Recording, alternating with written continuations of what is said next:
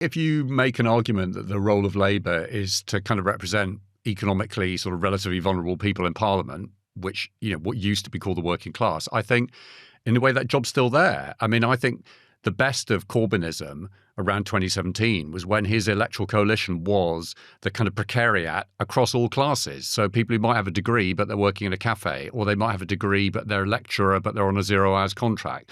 And then there's also an Uber driver, and there's also a delivery rider.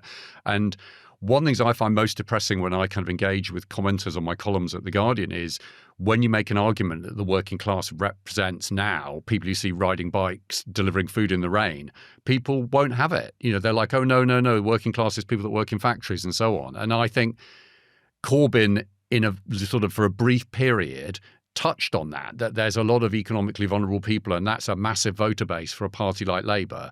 I think under Starmer, he's still representing some of those people, but a lot of, if you like, the more leftish part of that coalition has gone elsewhere or is just disgusted.